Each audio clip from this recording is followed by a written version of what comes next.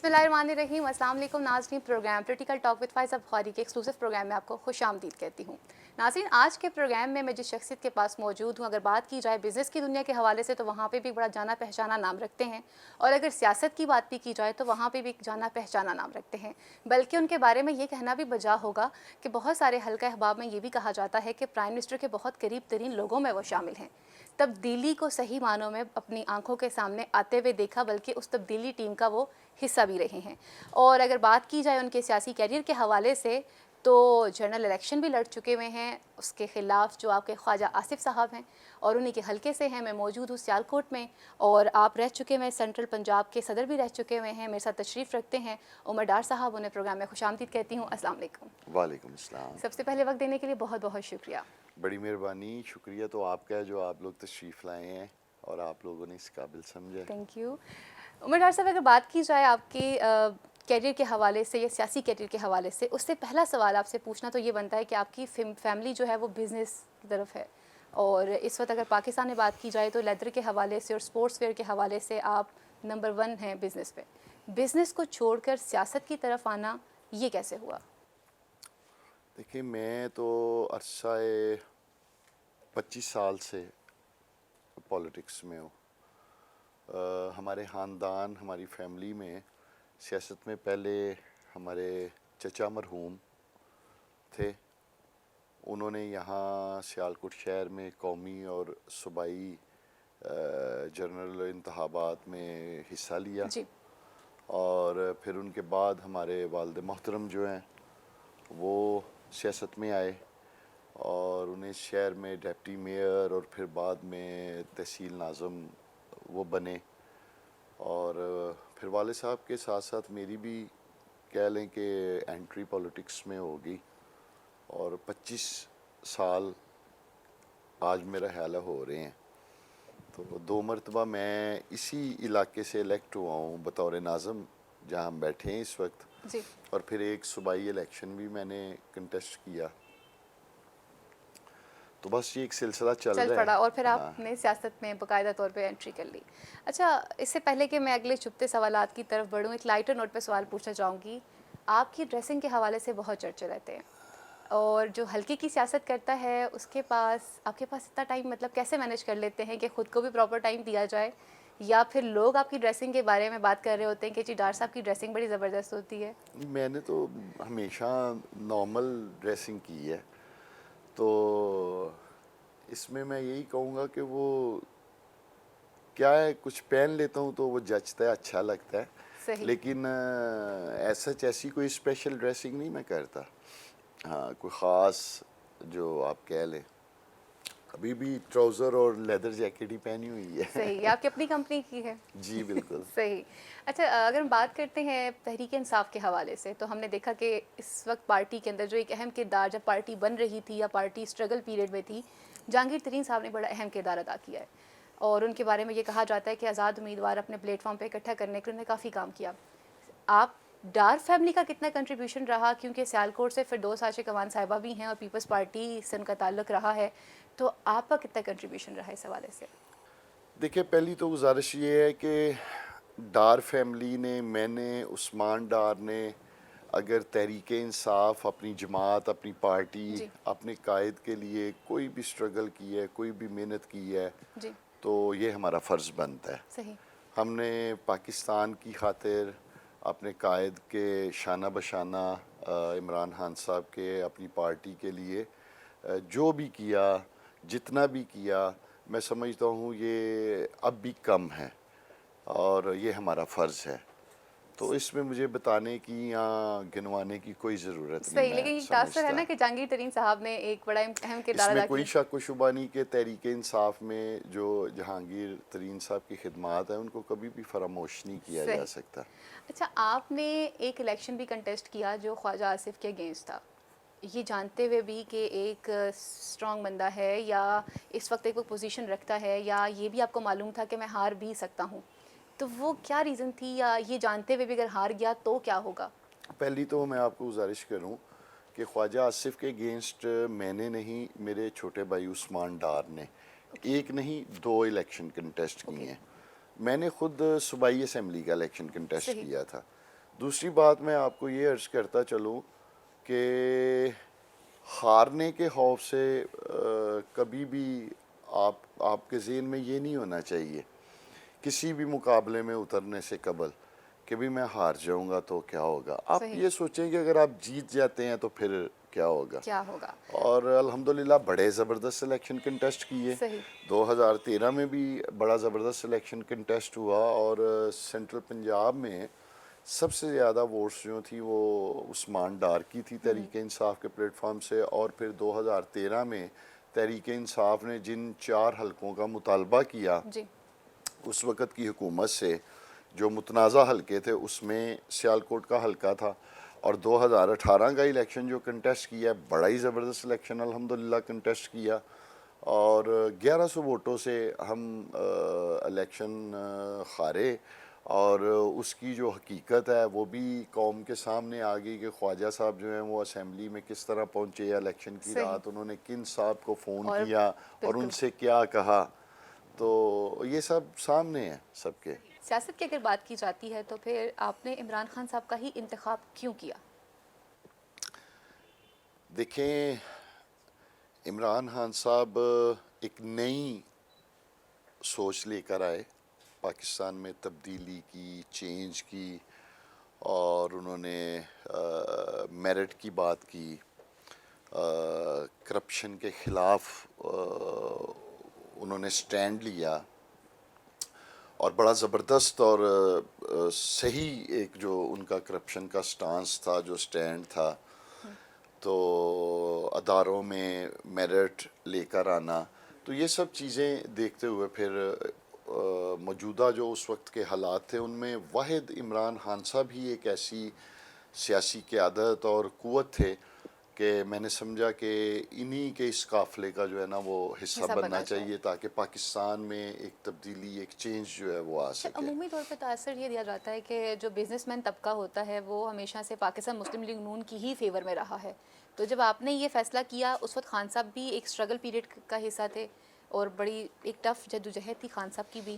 تو آپ کو ان چیزوں سے کس حد تک آپ اثر انداز ہوئے یا کیسے آپ ان چیزوں سے بچے؟ دیکھیں ایک تو میں گزارش کروں کہ یہ بات آپ نے کافی حد تک درست کی ہے کہ پنجاب میں جو یہ تاجر گھرانے ہیں وہ شروع دن سے ہی جو ہیں وہ مسلم لیگ کے ساتھ رہے ہیں. جی. اور ہمارے بڑے بزرگ بھی جو تھے ایک وقت میں مسلم لیگ ہی کو سپورٹ کرتے تھے. لیکن عمران خان صاحب جب آئے ہیں تو وہ ایک تبدیلی لے کے آئے ہیں چینج لے کے آئے ہیں.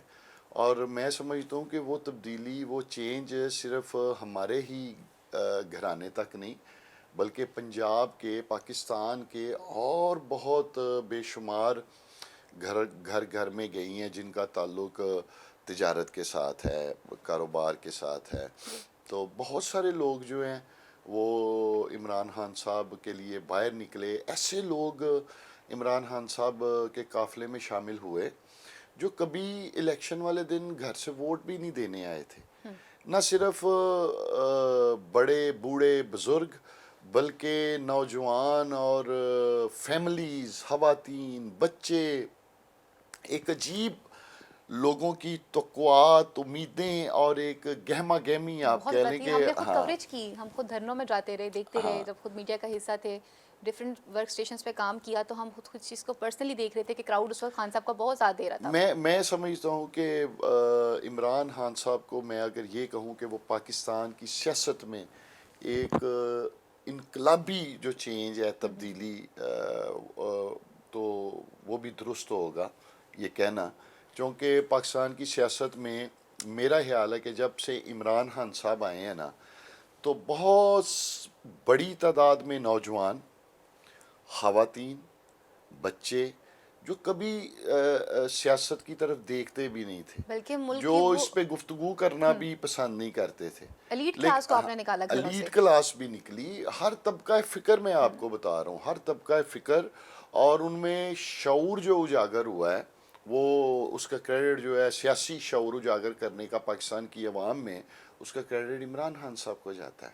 جیسے آپ نے تبدیلی کی بات کی یا ایک صحیح معنوں میں ریولوشن کی بات کی کہ سوسائٹی چینج ہونے جا رہی تھی اور اس کرپٹ سسٹم سے نکلنے کی بات خان صاحب نے کی، کنٹینر سے کی، آواز بلند کی، پھر ایک بڑی جدوجہد رہی، آپ نے دھرنا دیا. تبدیلی تبدیلی تبدیلی، الیکشن مہم جب سے سٹارٹ ہوئی مجھ سمیت ہر بندے کی توقعات ڈبل ہو چکی تھی عمران خان صاحب سے، اور بالخصوص جو ایک آخری ان کی اسپیچ تھی مینار پاکستان پر، اور اس میں انہوں نے جس طرح کی ہوپس دلوا دی تھیں، وی آر تھنکنگ کہ 100 ڈیز میں ایک ایسا پلان سامنے آئے گا کہ جس سے وہ ایک عام آدمی جو آج تک اس سسٹم سے متاثر ہوتا رہا ہے کہ جس سسٹم کی بات آپ کے پلیٹ فارم سے کی جاتی رہی ہے، تو وہ آپ سمجھتے ہیں کہ ایک عام آدمی کو آپ نے ریلیف دیا ہے؟ مہنگائی کا جن تو بے قابو ہے. دیکھیں فضا، میں آپ کو ایک عرض کروں، پہلی تو گزارش یہ ہے کہ یہ آپ نے درست کہا ہے کہ مہنگائی کا جن جو ہے وہ بے قابو ہے، اور یہ بھی آپ نے درست کہا کہ لوگوں کی بڑی توقعات، بڑی امیدیں جی. جو ہیں وہ عمران خان صاحب اور پاکستان تحریک انصاف سے جڑی ہوئی ہیں، وابستہ ہیں. اور اس میں بھی کوئی شک و شبہ نہیں کہ آج قریباً 2.5 سال کا عرصہ پاکستان تحریک انصاف کے اقتدار میں گزرنے کے باوجود میں یہ نہیں کہتا کہ پاکستان تحریک انصاف نے بہت زیادہ ڈلیور کیا ہے یا عام آدمی جو ہے وہ ریلیف ہماری میں آ چکا جماعت ہے. سے بہت خوش ہے، اسے بہت ریلیف ملا ہے. میں یہ نہیں کہوں گا. یہ ضرور ہے کہ چیزیں ابھی پروسیس میں ہیں، اور یہ بھی میں آپ کو عرض کرتا چلوں کہ 2018 کے الیکشن میں، انتخابات میں ایک سیاسی طالب علم ہونے کے ناطے آپ کو گزارش کرنے جا رہا ہوں کہ میں نے جو دیکھا ہے کہ پاکستان کے جو عوام ہیں انہوں نے اپنی کمر موڑ کر تحریک انصاف اور عمران خان صاحب کو ووٹیں دی، بالکل. ان کو سپورٹ کیا، بیکاز کہ دوسری طرف جتنی بھی پارٹیز تھیں they are all tested parties. And ان سیکنڈلی کو لوگ ڈاکٹر کئی صاحب آپ ایک نے لوگوں کو مرتبہ شعور دے آزما دیا تھا، چکے اور تھے، سیکنڈلی آپ نے لوگوں کو وہ شعور دے دیا ہوا تھا. شعور دیا تھا، اور لوگ ان پارٹیوں سے اکتا چکے تھے، انہیں کئی ایک مرتبہ آزما چکے تھے. لیکن میں آپ کو بتانے یہ جا رہا ہوں کہ باوجود آج حالات اتنے خوشگوار نہیں ہیں نہیں ہے، ایک عام لیکن اس آدمی کے ناراض باوجود ہے. عوام کی توقعات، امیدوں کا محور اور مرکز جو ہیں وہ آج بھی عمران خان صاحب ہیں. آج بھی پاکستان کے عوام جو ہیں وہ ان جماعتوں کی طرف نہیں دیکھ رہے. میں آپ کو عرض کرتا چلوں، وہ اس چیز کے لیے دعا گو ہیں کہ اللہ تعالیٰ عمران خان کو کامیاب کرے، اور جن مسائل کا پاکستان تحریک انصاف کی حکومت کو سامنا ہے، اللہ تعالیٰ پاکستان کو ان مسائل سے نجات دلائے. صحیح. آپ نے ایک عام آدمی کا ذکر کیا، اور ایک عام آدمی کے بارے میں آپ نے اتنے اچھے طریقے سے ڈیٹیل سے بتا دیا کہ کیسے اس نے ایک اس سسٹم کو گڈ بائی کیا کہ جس سسٹم سے شاید وہ کبھی نکل بھی نہیں سکتے تھے، اور ان لوگوں نے بھی ووٹ کاسٹ کیا کہ شاید جو جدی پشتی مختلف پارٹیز کے ساتھ منسلک تھے کہ میرے دادا پیپلز پارٹی میں تھے یا میرے نانا پیپلز پارٹی میں تھے تو میں نے ووٹ اسی کو کاسٹ کرنا ہے.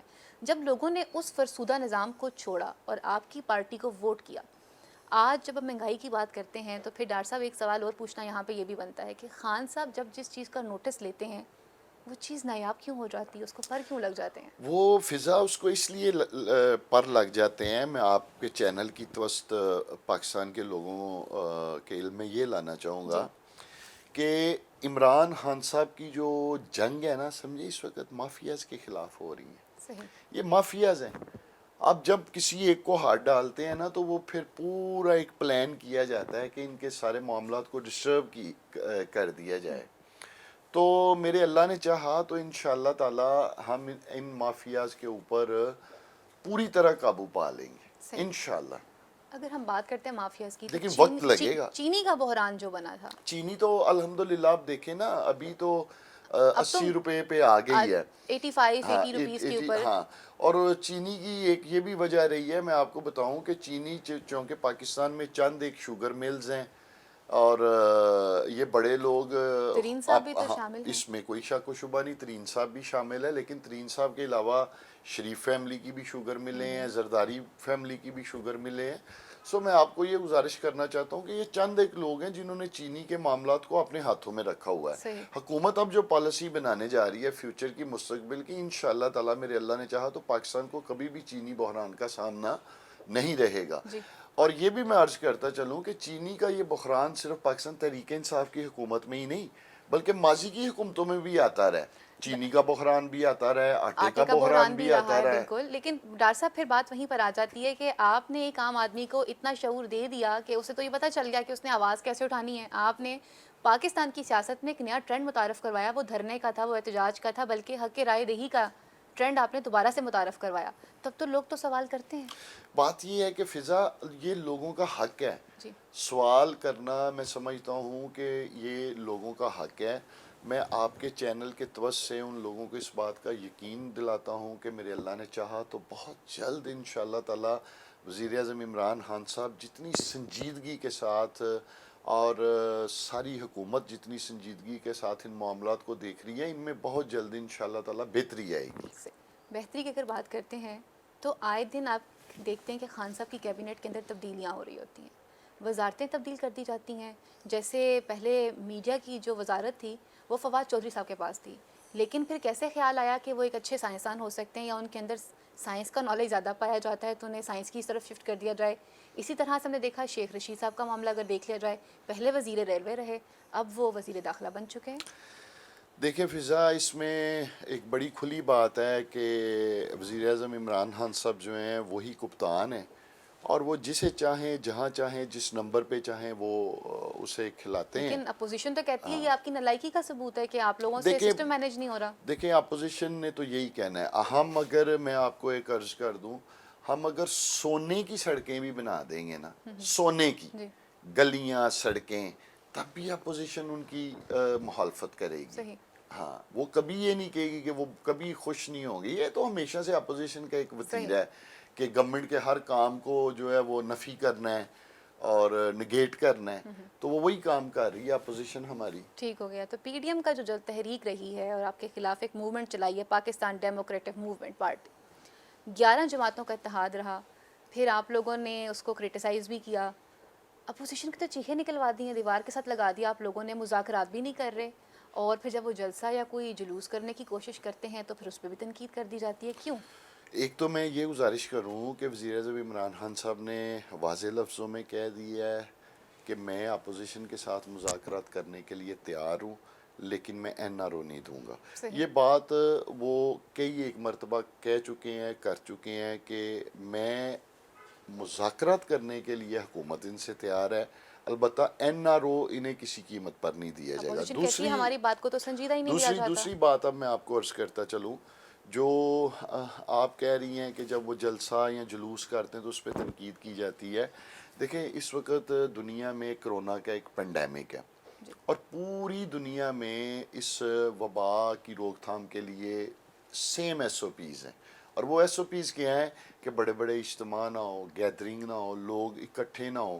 اسی وجہ سے آج پاکستان کے تمام سکولز بند ہیں, پاکستان کے تمام تھیٹرز بند ہیں, سینماز بند ہیں, بڑے بڑے مالز, پلازاز, اور پاکستان میں سمارٹ لاک ڈاؤن لگایا جا رہا ہے. جب ملک میں یہ حالات ہو, کرونا پینڈیمک میں تیزی ہو, اور ایک طرف اپوزیشن جلسے کر رہی ہو, حکومت کا اولین فرض ہے پاکستان کے عوام کی جان و مال کا تحفظ. ہمیں ان کے جلسوں سے کوئی پرابلم نہیں ہے. کیونکہ آپ لوگوں نے تو خود انہیں آفر کیا ہم آپ کو کنٹینر بھی پرووائڈ کریں گے, آپ آئیں احتجاج کریں. دیکھیں میری عرض سنیں, بالکل ہم نے ان کو آفر کی تھی, لیکن اس وقت کرونا نہیں تھا. اب کرونا ہے. کرونا میں گورنمنٹ کا سب سے پہلا جو فرض ہے وہ یہ ہے کہ پاکستان کے عوام کی جان و مال کا تحفظ کیا جائے. اور دوسرا میں آپ کو عرض کرتا چلوں, یہ ممکن نہیں ہے کہ ایک طرف تو ہم ملک میں کرونا کی روک تھام کے لیے ایس او پیز کے نفاذ پر عمل کروانے کے لیے سکول بند کر رہے ہوں, تھیٹر بند کر رہے ہوں, میرج ہال بند کر رہے ہوں, سینماز بند کر رہے ہوں, یعنی وہ شعبے بند کر رہے ہوں جن کے ساتھ لوگوں کا روزگار جڑا ہوا ہے, جہاں قوم کے بچوں کا مستقبل جڑا ہوا ہے. اور دوسری جانب اپوزیشن جو ہے وہ بڑے بڑے اجتماع کر رہی ہو. اب اگر حکومت ان کو نہیں روکتی تو پھر یہ ادارے جن پر ہم نے ایس او پیز لگاتے ہوئے ان کو بند کیا ہوا ہے وہ مطالبہ کرتے ہیں جی آپ ہمیں بھی اجازت دیں, ہمارے تو روزگار کا مسئلہ ہے, ہمیں تو آپ نے بند کیا ہوا ہے اور ان کے جلسوں کو کوئی پوچھ نہیں رہا. تو یہ مسئلہ ہے. ادروائز حکومت کے لیے اپوزیشن کے یہ جو جلسے ہیں یہ کوئی اہمیت نہیں رکھتے. میں آپ کو بتاؤں, پھر ہم آپ سے امید رکھیں کہ آپ لوگوں کی بھی کوئی ورکر کنونشنز جو ہیں وہ نہیں ہوں گے. ہمارے تو کوئی نہیں ہو رہے ورکر کنونشن. ہم نے اسلام آباد میں دیکھا جب خان صاحب نے باقاعدہ, اچھا خان صاحب کی کچھ چیزیں بڑی تنقید کی جاتی رہی, جب خان صاحب نے کہا واپس تو آ جائیں, میں آپ کو بتاؤں گا کہ کیسے مل رہے ہیں. کہا ہی جاتا ہے کہ پرائم منسٹر کا ایک ایسا جسچر نہیں ہونا چاہیے. پرائم منسٹر تو پرائم منسٹر ہوتا ہے, وہ ایک اپوزیشن لیڈر کا رول کیوں پلے دیکھیں کرتا ہے؟ پہلی تو میں آپ کو گزارش کروں کہ بے شمار پرائم منسٹرز ہیں باہر کی اسمبلیز میں, یا کیسی کیسی بات ہوتی ہے, جی جی یہ تو آپ کو میں کیا عرض کرتا چلوں. ہاں البتہ یہ ضرور ہے کہ ہمارے ادھر پرائم منسٹر صاحب کے اس جسٹس کو جو ہے وہ تنقید کا نشانہ بنایا گیا. میں قوم کو یہ بتانا چاہتا ہوں کہ جو عمران خان صاحب اندر ہیں وہی باہر ہیں. صحیح. ہاں ان میں کوئی ہیپوکریسی نہیں ہے عمران خان صاحب میں. جو ان کے پیٹ میں ہے وہ ان کی زبان پہ ہے, صحیح. جو ان کے دل میں ہے وہ ان کی زبان پہ ہے. صحیح. اچھا جب ہم بات کرتے ہیں خان صاحب کے حوالے سے, کرپشن کو ہائی لائٹ کیا گیا آپ لوگوں کے پلیٹ فارم سے, اور یہ بھی بتایا گیا کہ کس طرح سے پیسے جو ہیں پاکستان سے باہر بھیجے جاتے رہے ہیں, اور ان پیسوں کو بچانے کے لیے اپوزیشن متحد ہوئی. یہ آپ لوگوں کا سلوگن ہے, آپ بار بار اس بات کو ریپیٹ کرتے ہیں. کرپشن کرپشن اور کرپشن, وصولی تو آپ لوگوں نے ایک نہیں کی, اور تو اور جو اس وقت نامزد مجرم ہیں یا ملزم ہیں وہ تو چلے گئے ہیں پاکستان سے باہر. میاں دیکھیں محمد نواز شریف صاحب, اس میں بھی ناکامی نہیں ہے آپ کی؟ اس میں بھی میں آپ کو عرض کرتا چلوں کہ اس میں کوئی شک و شبہ نہیں ہے کہ ایک بہت بڑی فگر جو ہے ریکوری کی وہ ابھی تک تو سامنے نہیں آئی. البتہ نیب نے بہت ساری ریکوریز کی بھی ہیں. اور رہا سوال میاں نواز شریف صاحب کا, یہ آپ درست کہہ رہی ہیں, میں اسے اپنی نیگلیجنسی کہوں حکومت کی, یا اس وقت کے جو حالات تھے وہ آپ سب بھی جانتے ہیں کہ میڈیا کے اوپر کس طرح کا جو ہے وہ باتیں سامنے آ رہی تھیں کہ جناب پتہ نہیں اگلے منٹ میں کیا ہو جانا ہے, اور حکومت جو ہے وہ بڑی ظالم ہے, وہ کسی کی زندگی اور صحت کی پرواہ بھی نہیں کر رہی, یہ انتقامی کارروائی کر رہی ہے. آپ ہی کے میڈیا پہ یہ سب باتیں آ رہی تھیں, اور ان سب باتوں کو سامنے رکھتے ہوئے پھر جو حکومت کا سٹانس تھا اس کا مطلب ہے خان صاحب نے میڈیا کی باتوں کو اتنا سیریس لیا اور ان کو کہہ دیا کہ آپ چلے جائیں باہر, آپ یہ کہنے کی کوشش کر رہے ہیں؟ گئے تو میں آپ کو ایک بات بتاؤں فضا, وہ عدالت نے ایک فیصلہ کیا تھا. حکومت نے تو اس وقت ایک بانڈ بھرنے کا مطالبہ رکھا تھا کہ اگر انہوں نے باہر جانا ہے تو یہ بانڈ جو ہے وہ ضمانت کے طور پر یہ بھرے اور جائیں. اور آپ جانتی ہوں گی پھر اس پہ کافی لے دے ہوئی, تو پھر عدالت کی انٹروین ہوئی, تو پھر اس کا یہ فیصلہ آیا تھا. صحیح. ہاں اچھا اس وقت اگر اپوزیشن کی کرنٹ سچویشن کی بات کی جاتی ہے تو 31 ستمبر تک تمام لوگ اپنے استعفے اپنی اپنی قیادت کے پاس جمع کروائیں گے. احسن اقبال صاحب کا کہنا ہے کہ 425 استعفے جب اکٹھے ہو جاتے ہیں تو پھر ضمنی الیکشن نہیں جنرل الیکشن ہوتا ہے. تو کیا سمجھتے ہیں آپ کہ جو اپوزیشن ہے وہ اپنے استعفے دے گی؟ پہلی تو گزارش یہ ہے کہ اپوزیشن کے لیے یہ اتنا آسان نہیں ہے استعفے دینا. صحیح. اس میں بالخصوص پاکستان پیپلز پارٹی جو کہ ہمیشہ سے جمہوریت کا دعویٰ بھی کرتی ہے اور جو ہمیشہ جمہوری تسلسل اور اس عمل کو آگے بڑھانے کی بات کرتی ہے, میرا نہیں خیال کہ وہ استعفوں کی حد تک جائیں گے. اور اگر خدا نہ خواستہ اپوزیشن نے استعفے دے بھی دیے, کچھ صورتحال ایسی بھی بن گئی, تو حکومت وہی کرے گی جو آئین اور قانون کہتا ہے پاکستان کا. اور پاکستان کا آئین یہ کہتا ہے کہ اگر استعفے ریزگنیشن دیے جاتے ہیں تو اس میں ضمنی انتخابات کروا دیے جائیں. البتہ میں آپ کے چینل کے توسط سے نا ایک بات قوم سے ضرور کرنا چاہوں گا کہ میں سمجھتا ہوں کہ مولانا فضل الرحمان جو ہیں ان کے ہتھے اس وقت دو بچونگڑے سیاستدان جو لگے ہوئے ہیں, ایک جن کی والدہ نے پرچی دی ہوئی ہے محترم بلاول صاحب کو, اور دوسرا جن کے والد صاحب نے پرچی دی ہوئی ہے مریم صاحبہ کو.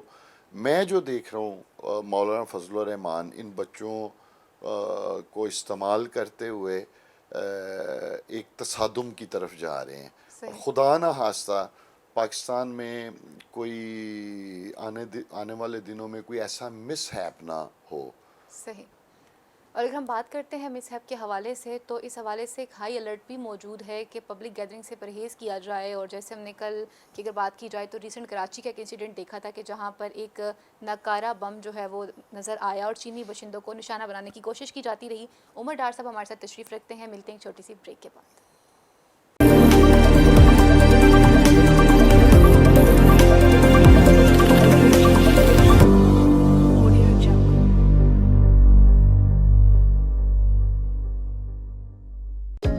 دنیا میں اکانومی اس وقت ٹوٹلی ڈسرپٹ ہے. کہیں مارکیٹ شیئر کی جنگ ہے, کہیں پرائسز کی. کوئی ویلیوز کریٹ کر رہا ہے اور کوئی سپلائی چین اسٹرانگ کر رہا ہے. اس لیے گلوبلی ایکوٹیز, کموڈیٹیز اور پریشیس میٹلز والیٹائل ہیں. پاکستان خود انٹرنل اور ایکسٹرنل فرنٹس کے اکنامک چیلنجز کو کاؤنٹر کر رہا ہے. کیا کر پائے گا؟ اور اتنے رسکی انوائرمنٹ کا امپیکٹ ہمارے بزنسز پہ کیا ہوگا؟ ان تمام اہم امور کو ہم سمارٹلی ڈسکس کریں گے اپنے program business news daily with Ehsan Iqbal میں. So watch us Monday through Friday only on Talent News. Pakistan میں آن لائن بزنس کا کیا ہے اسکوپ؟ پاکستان ایک ڈیجیٹل کنٹری بن رہا ہے. پاکستان میں ڈیجیٹل امپروومنٹس کیسے ہو رہی ہیں؟ ہم ڈیجیٹل پاکستان میں آپ کی ملاقات کروائیں گے پاکستان کے مشہور آئی ٹی ایکسپرٹ سے, جو کہ دیں گے آپ کے سوالات کے جوابات. دیکھتے رہیے ٹیلنٹ نیوز.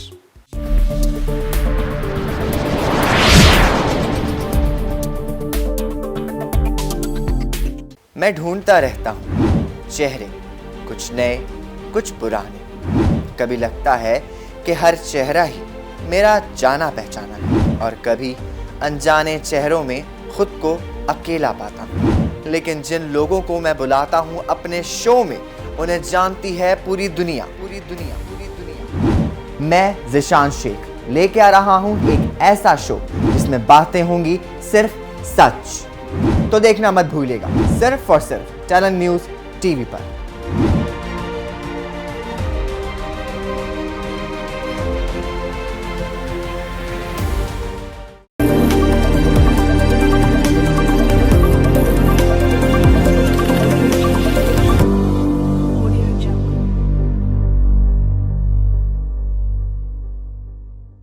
ویلکم بیک ناظرین, آپ کو پروگرام میں دوبارہ سے خوش آمدید کہتی ہوں. میرے ساتھ تشریف رکھتے ہیں پاکستان تحریک انصاف کے سینئر رہنما عمر ڈار صاحب.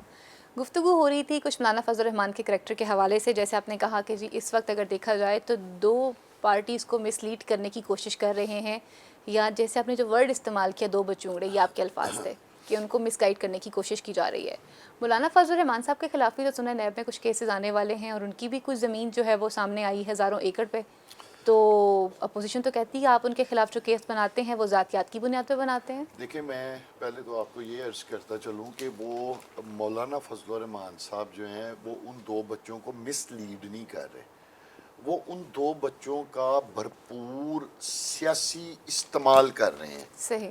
اور وہ جو میں مولانا فضل الرحمان صاحب کی آنکھوں میں دیکھ رہا ہوں, وہ ان بچوں کا استعمال کرتے ہوئے کسی بھی حد تک جانے کے لیے تیار ہے. سینیٹر بن سکتے ہیں. میں دیکھیں میری عرض سنیں, مولانا صاحب کو تو اگر کوئی بھی حکومت, میں اپنی بات نہیں کرتا, ماضی میں ان کا جو عمل ہے وہ گوا رہا ہے مولانا فضل الرحمان صاحب کا. جس حکومت نے بھی ان کو دعوت دی ہے الحمدللہ انہوں نے اس سے آمین کہا ہے. جی. اور یہ پہلی حکومت ہے پاکستان تحریک انصاف کی کہ آج وہ نہ اسمبلی میں ہے, نہ ان کے پاس کوئی سیٹ ہے, نہ کوئی نشست ہے. یہ فرسٹ ٹائم ہے. تو میں آپ کو عرض کر رہا ہوں کہ مولانا کی آنکھوں میں میں جو دیکھ رہا ہوں کہ وہ ان لوگوں کا استعمال کرتے ہوئے کسی بھی حد تک جانے کے لیے تیار ہیں.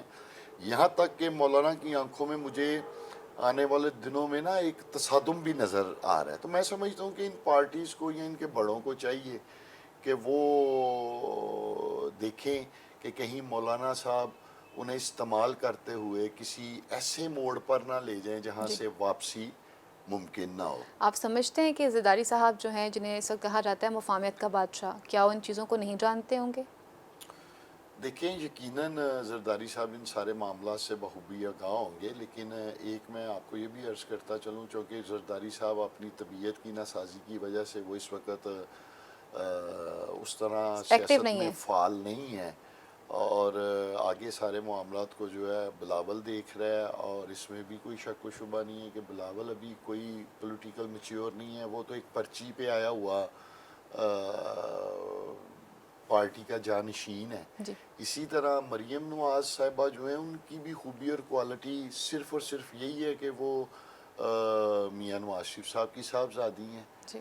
ان کی بھی اس کے علاوہ تو ان کی کوئی اور خوبی اور خاصیت نہیں ہے. انہوں نے کوئی سیاست میں کوئی اتنا ان کا کیریئر تو نہیں ہے, وہ خود بھی اسمبلی سے باہر ہیں, سزا یافتہ ہیں.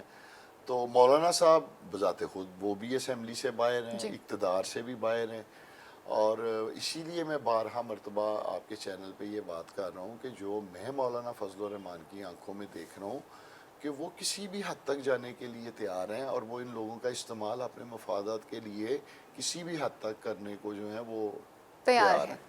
اچھا, ایک بات اپوزیشن میں اور آپ میں بڑی مشترکہ ہے, اور وہ ہے جب آپ اداروں کو انوالو کرنے کی کوشش کرتے ہیں.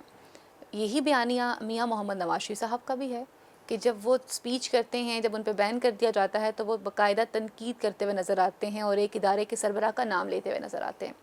سلیکٹڈ کا ورڈ اپوزیشن کی طرف سے بھی آتا ہے اور آپ کی طرف سے بھی امپائر کی بات کی جاتی رہی ہے. کیوں اداروں کو انوالو کیا جاتا ہے سیاست میں؟ دیکھیں, ہماری طرف سے تو جو امپائر کی بات کی جا رہی تھی, جو انگلی کا اشارہ تھا, وہ عمران خان صاحب کلیئر کر چکے ہیں کہ وہ تو اللہ تعالیٰ کی ذات کی بات کرتے تھے جی. کہ بھئی امپائر کی انگلی اٹھنے والی ہے, وہ تو اللہ تعالیٰ کی جانب ان کا اشارہ ہوتا تھا. البتہ یہ مسلم لیگ نون کا وتیر ہے, جب اقتدار میں ہوں تو سب ٹھیک ہے, جب اقتدار سے باہر ہوں تو وہ پھر اس حد تک بھی جانے سے مطلب چلے جاتے ہیں کہ جس میں ملک اور قوم کا نقصان پہنچانے سے بھی وہ گریزاں نہیں ہوتے. ابھی حال ہی میں جس طرح انہوں نے, میں سمجھتا ہوں کہ پاکستان کے چیف آف آرمی اسٹاف اور DGISI اور دیگر جرنیلز جو ہیں ان کو تنقید کا نشانہ جی. بنایا, اور وہ سمجھتے ہیں کہ ان کی جو سیاسی ناکامی ہے اس کی وجہ افواج پاکستان ہے. میں یہ سمجھتا ہوں کہ یہ بات, اس کا حقیقت سے کوئی تعلق نہیں. بنیادی طور پر نون لیگ کا اصل مسئلہ کیا ہے؟ نون لیگ افواج پاکستان کے اوپر اس طرح کی الزام تراشی کر کے اپنی سیاسی شکست جو انہیں 2018 میں ہوئی ہے وہ فوج کے پیچھے چھپا رہے ہیں, جبکہ تحریک انصاف فوج کے پیچھے نہیں چھپ رہی. تحریک انصاف ایک سیاسی قوت ہے اور حقیقی سیاسی قوت ہے الحمدللہ. اور نہ صرف آپ نے بلکہ پوری قوم نے دیکھا کہ 2010 کے بعد پاکستان میں عمران خان صاحب نے جس شہر, جس قصبے, جس گاؤں میں قدم رکھا, وہاں عوام کا جمع غفیر اکٹھا ہو گیا. جی. اسی شہر میں جہاں آپ میرا انٹرویو کر رہی ہیں, یہاں سب سے بڑے جو اجتماع کی جگہ ہے وہ ہے جناح اسٹیڈیم, جی. جہاں غالباً 60-70 ہزار لوگ گراؤنڈ کے اندر آتے ہیں. عمران خان صاحب نے اپوزیشن کے دور میں 5 سے 6 جلسے اسی جناح اسٹیڈیم میں کیے ہیں, اور وہ جناح اسٹیڈیم نہ صرف اندر سے لبالب بھرا ہوتا تھا بلکہ باہر اس بھی سے اتنا ہی زیادہ کراؤڈ دنیا تھا. باہر بھی ہوتی تھی. سیالکوٹ کا بھی آپ نے مینشن کیا ہے, تو ابھی ریسنٹلی خان صاحب کا جو دورہ رہا, ایئر سیال کے انوگریشن پہ آئے ہوئے تھے اور 17 ارب روپے کا پیکج بھی سیالکوٹ شہر کے لیے دے کے گئے ہیں. انڈسٹری کے لحاظ سے دیکھا جائے تو سیالکوٹ اس وقت بیک بون بھی کہا جا سکتا ہے پاکستان کی. ماضی میں آپ لوگ جب یہاں پر انڈسٹری کے ساتھ منسلک تھے, گزشتہ حکومتوں سے سیالکوٹ کے لیے وہ تمام چیزیں کیوں نہیں لے سکے جو آج سیالکوٹ کے لیے بہت ضروری تھیں اور خان صاحب جن کا اعلان کر کے گئے ہیں؟ دیکھیں, پہلے تو میں آپ کو عرض کروں جی, وزیر اعظم پاکستان عمران خان صاحب نے جو سیالکوٹ کا دورہ کیا ہے, بڑا ہی زبردست اور بڑا کامیاب ان کا دورہ تھا. سیالکوٹ کو ماشاءاللہ الحمدللہ ایک تو 17 ارب روپے کا جو ہے وہ پیکج ملا ہے جس پہ کام شروع ہو چکا ہے, اور اس کے ساتھ ساتھ 17 ارب روپے کی ایک ٹیکنیکل انسٹیٹیوٹ یونیورسٹی یہاں وہ جی بننے بالکل. جا رہی ہے, اور پھر آنے والے دنوں میں انشاءاللہ تعالیٰ سیالکوٹ میں 1.25 ارب روپے کی لاگت سے مدر اینڈ چائلڈ ہاسپٹل کا کام شروع ہونے جا رہا ہے. تو بہت سارے پروجیکٹس جو ہیں وہ سیالکوٹ کے لیے بڑے ہی زبردست وزیر اعظم پاکستان ان کی بنیاد رکھ کے گئے ہیں, اور ان پر ہنگامی حالات میں کام بھی شروع ہو رہے ہیں. جہاں تک سیالکوٹ کا تعلق ہے, میں یہ سمجھتا ہوں کہ سیالکوٹ ایک بڑا ہی زبردست اور وائبرنٹ سٹی ہے, اور سطح سمندر سے 1400 کلومیٹر دور ہونے کے باوجود سیالکوٹ شہر جو ہے وہ 2.5 سے 3 بلین ڈالر کی ایکسپورٹ کر رہا ہے. جی. اور یہ ایک بڑا, میں سمجھتا ہوں کہ یہ ایک بڑا عجوبہ ہے کہ سطح سمندر سے 1400 کلومیٹر دور بیٹھ کے ایک چھوٹا سے شہر کے لوگ جو ہیں وہ 3 بلین کی ایکسپورٹ کر رہے ہیں.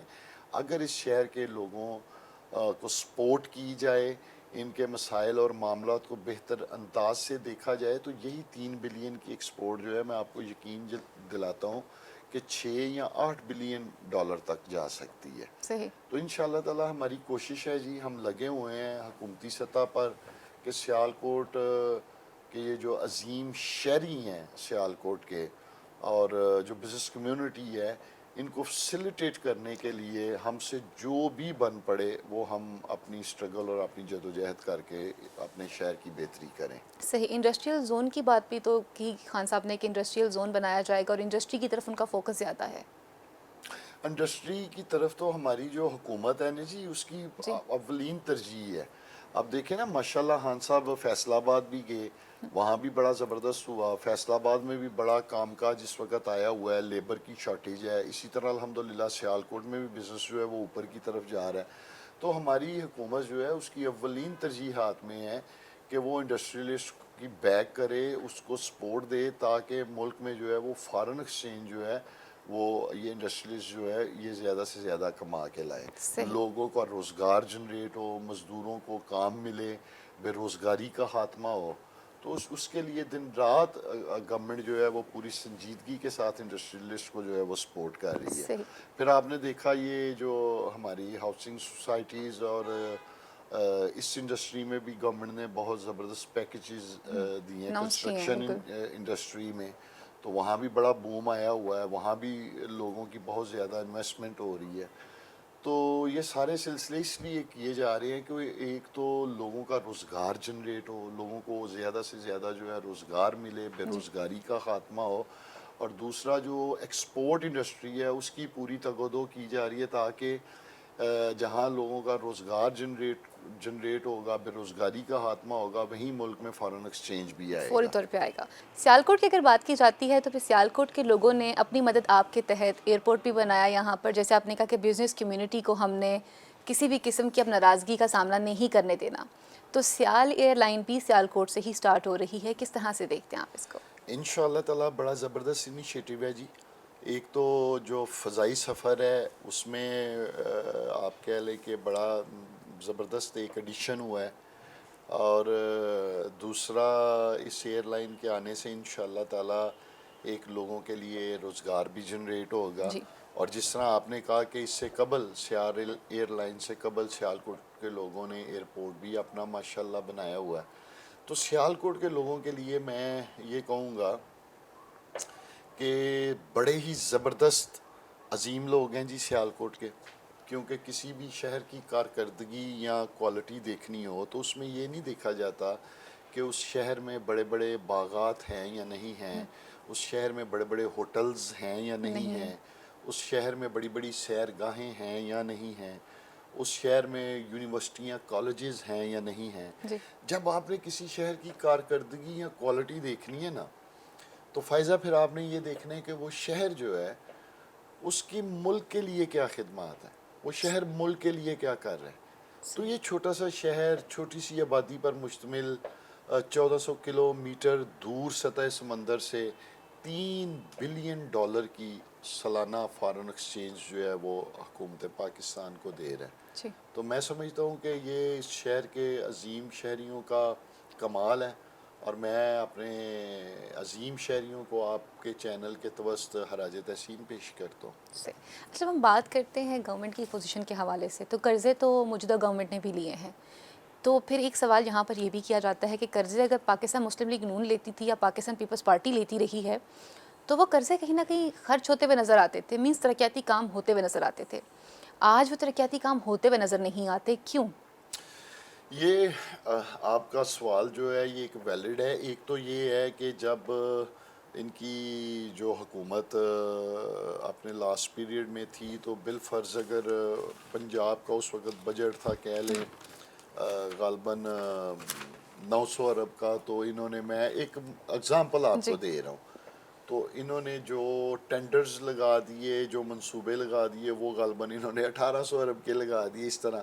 تو بہت ساری آن گوئنگز اسکیمیں جو ہیں ابھی وہ بھی جاری ہیں, اور بہت سارے زبردست پروجیکٹ انیشیٹو الحمدللہ ہماری گورنمنٹ نے بھی لیے ہیں, اور آنے والے دنوں میں آپ کو بہت زیادہ میرے اللہ نے چاہا تو سینٹرل پنجاب میں جو ہیں وہ خاص طور پر ترقیاتی کام ہوتے ہوئے نظر آئیں گے انشاءاللہ. پھر یہ کہنا بن رہا ہے کہ ابھی تک آپ لوگ جو ہے ایڈورٹائزمنٹ کی طرف نہیں جا رہے ہیں لیکن کام آپ لوگ کر رہے ہیں. کام الحمدللہ ہو رہے ہیں. ایڈورٹائز ہماری کم ہو رہی ہے کیونکہ ہم واقعی آپ دیکھ لیں ہماری گورنمنٹ جو ہے نا وہ اپنے منصوبہ جات کی جو اشتہارات ہیں جن کا گلہ ٹی وی چینلز کو بھی ہے وہ نہیں انہیں دیے جا رہے. ٹی وی چینلز کے ساتھ ویسے آپ لوگوں نے کیا اچھا کیا؟ فائزہ میں آپ کو بتاؤں دیکھیں آپ کا گلہ اپنی جگہ بجا ہے لیکن آپ سے میں یہ پوچھتا ہوں جس ملک کے ہاسپٹل جو ہیں ابھی ان کی بہت زیادہ وہاں بہت زیادہ ضرورت ہو شعبہ ایجوکیشن میں بہت زیادہ ضرورت ہو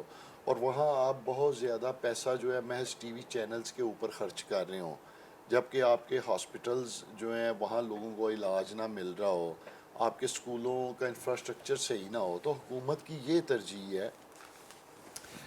تمام ٹی وی چینلز والے جو ہیں وہ ہمارے لیے قابل احترام ہے اور انشاءاللہ تعالی ہم ان اداروں کو ان ٹی وی چینلز کو پھلتا پھولتا دیکھنا چاہتے ہیں اور گورنمنٹ انشاءاللہ تعالی ان کو بھرپور سپورٹ کرے گی. لیکن اس وقت مسئلہ یا جو اولین ترجیح ہے وہ ٹی وی چینلز نہیں بلکہ ملک کے ہاسپٹل ہیں ملک کے سکول ہیں یہ پہلی ترجیحات ہیں تاکہ جو زیادہ سے زیادہ پیسہ جو ہے وہ ادھر خرچ کیا جائے جہاں ضرورت ہے. صحیح. پی ڈی ایم کے لاہور کے جلسے کے بعد جو کہ ان کا لاہور کا آخری پاور شو تھا خان صاحب نے اپنی کیبنٹ کا اجلاس بلایا جس کے اندر انہوں نے اگلی حکمت عملی جو ہے اس کو پریپیئر کر کے بتایا کہ آئندہ آنے والے دنوں میں اپوزیشن سے کیسے نپٹا جائے گا. لانگ مارچ کے حوالے سے بات کی جا رہی ہے کہ لانگ مارچ ہوگا ابھی تک ڈیٹ فائنل نہیں کی گئی. اگر لانگ مارچ ہو جاتا ہے تو گورنمنٹ اس کے لیے تیار ہے؟ دیکھیں ایک تو میں آپ کو یہ عرض کرتا چلوں کہ پی ڈی ایم کا یہ جو لاہور جلسہ ہوا ہے میں سمجھتا ہوں کہ لاہوریوں نے ان تمام ریجیکٹڈ پارٹیز کے اس جلسے کو بھی بری طرح ریجیکٹ کیا. یہ جتنی بھی پارٹیز ہیں میں آپ کو گزارش کر چکا ہوں کہ 2018 کے انتخابات میں عوام انہیں ریجیکٹ کر چکی ہے. جس طرح کہ ابھی یہ لاہور والے شو میں لاہوریوں نے انہیں ریجیکٹ کیا ہے اور وہ جلسہ جس کے بارے میں جو توقعات اور جو کہا جا آر یا رہا پار تھا کے لفظ استعمال کیے جا رہے تھے آر یا پار کے لفظ استعمال ہو رہے تھے اور وہ جلسہ ساری قوم نے دیکھا ہے کہ وہ کوئی ایسا کوئی آؤٹ آف دی وے یا کوئی بڑا زبردست قسم کا جلسہ یہ ایک عام سی جلسی تھی میں آپ کو بتاؤں. لیکن مریم صاحبہ کہتی ہیں کہ ہمارے جلسے کی تصاویر آپ لوگوں نے جو ہے نا فرنٹ پیج پہ لگنی نہیں دی بلکہ اس دن ہم نے اگر دیکھا جائے تو اخبارات کے اوپر خان صاحب کی اور عثمان بزدار صاحب کی تصویریں جی وہ فرنٹ پیج پہ تھی. کیوں؟ دیکھیے پہلے تو میں آپ کو یہ گزارش خائف ہیں تھوڑے سے؟ نہیں ایسی بات نہیں ہے یہ مریم صاحبہ کی سوچ ہو سکتی ہے. دیکھیں اخبارات کی آپ بات کر رہی ہیں الیکٹرانک میڈیا پہ لائیو لوگوں نے دیکھا ہے سوشل میڈیا پہ لوگوں نے لائیو دیکھا ہے تو یہ اخبارات والی میڈیا سے تو خیر وہ ناراض ہیں کہ جی گورنمنٹ کے پریشر میں آ کے ہم لوگوں نے شاید صحیح فیکٹ اینڈ فگرز نہیں دکھائے. میں سمجھتا ہوں کہ یہ بھی ان کی غلط سوچ ہے. میڈیا نے وہی دکھانا ہے جو وہاں تھا تو وہاں تو اب آدھے سے زیادہ پنڈال خالی تھا. جی اس بات پہ وہ میڈیا سے حائف ہو سکتی ہیں کہ آپ خالی پنڈال کیوں دکھا رہے تھے اور وہ پوری قوم دیکھ رہی تھی اور سوشل میڈیا پہ بھی دیکھ رہی تھی.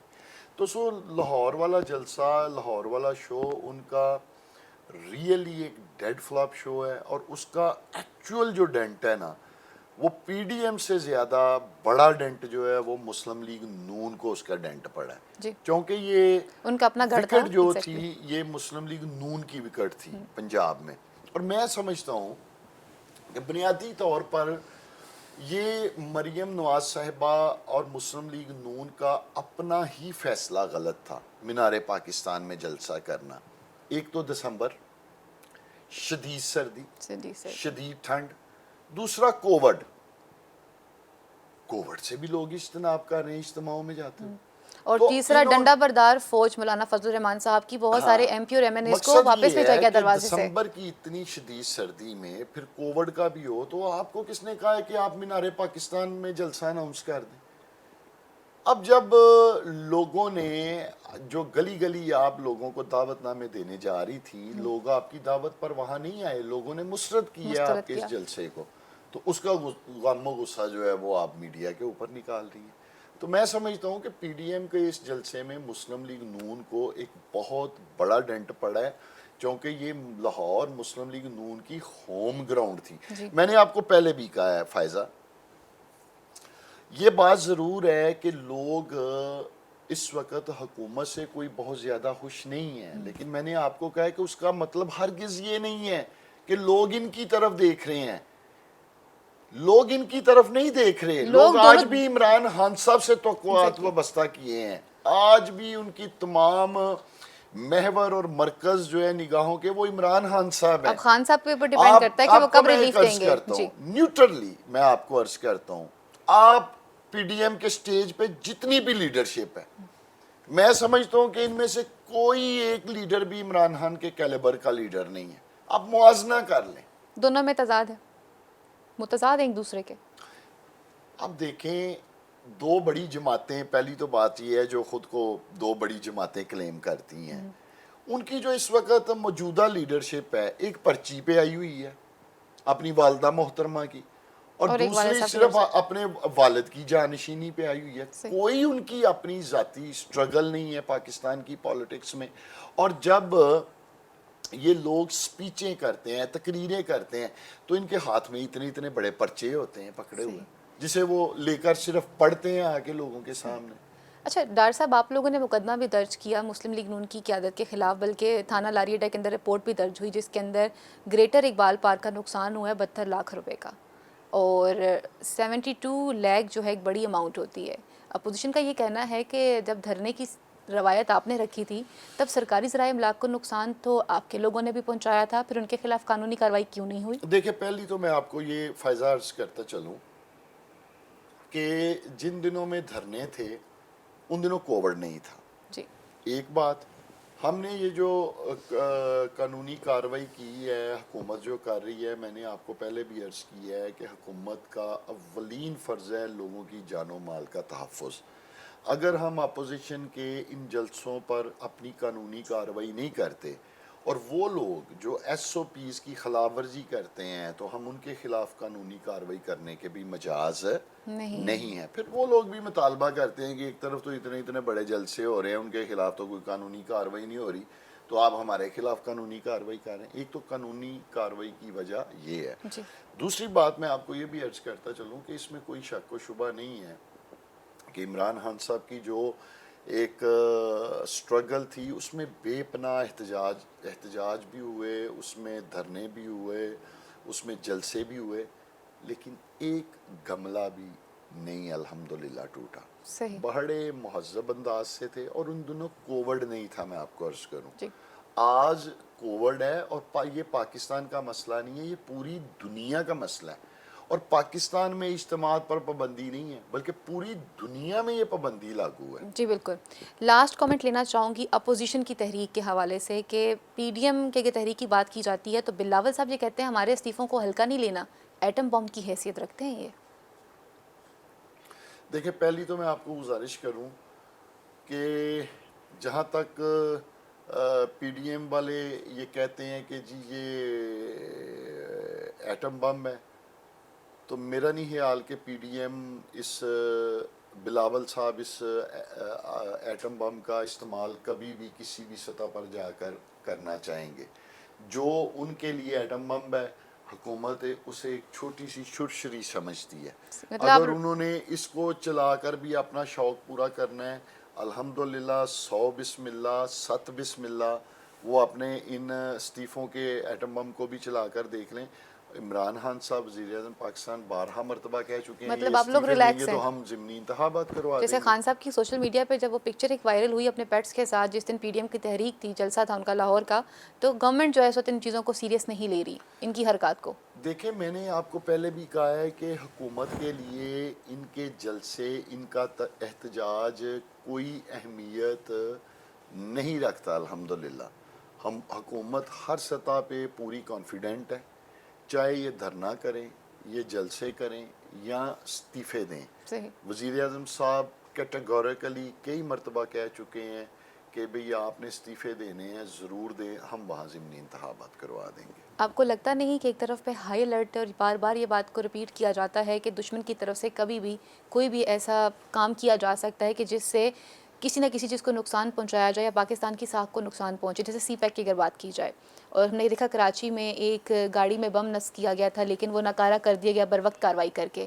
اس وقت اگر اپوزیشن کسی ایسے موڈ میں جاتی ہے تو گورنمنٹ اسے کیسے کنٹرول کرے گی؟ دیکھیں میں اس کا آپ کو ایک عرض کرتا ہوں کہ لاہور والے جلسے سے پہلے بھی میڈیا کے اوپر بھی یہ باتیں آتی رہی ہیں کہ جی اپوزیشن کو اس بات سے آگاہ کیا گیا ہے کہ اس میں تو کوئی شک و شبہ نہیں کہ جو بیرونی قوتیں ہیں وہ پاکستان کے جو دشمن ہیں, جو دشمن طاقتیں ہیں, وہ پاکستان کو ہر وقت نقصان پہنچانے کے در پہ ہیں.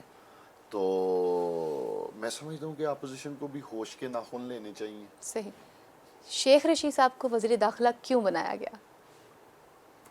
دیکھیں یہ تو کپتان ہی بہتر سمجھتے ہیں جن کا یہ فیصلہ ہے, اور میرا یہ ماننا ہے کہ جو ہمارے کپتان ہیں پارٹی کے وزیر اعظم عمران خان صاحب, وہ جو بھی فیصلہ کرتے ہیں الحمدللہ وہ ایک زبردست اور بہتر فیصلہ. ڈار صاحب آخر میں یہ پوچھنا چاہوں گی, کہا یہ جاتا ہے کہ آپ دونوں بھائی عثمان ڈار صاحب ہوں یا آپ ہوں, خان صاحب کے بہت چہیتے ہیں, از دیٹ ٹرو؟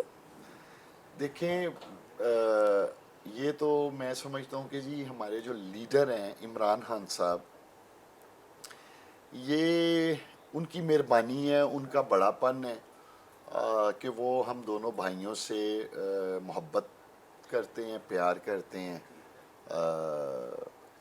اس سے زیادہ میں اور کیا کہہ سکتا ہوں. صحیح. بہت بہت شکریہ ڈار صاحب, آپ نے ہمیں وقت دیا. پروگرام کا وقت بھی یہیں پہ ختم ہوا چلتا ہے. ناظرین اگلے پروگرام تک کے لیے اپنی میزبان فائزہ بخاری کو اجازت دیجیے. اللہ نگہبان. پاکستان زندہ باد.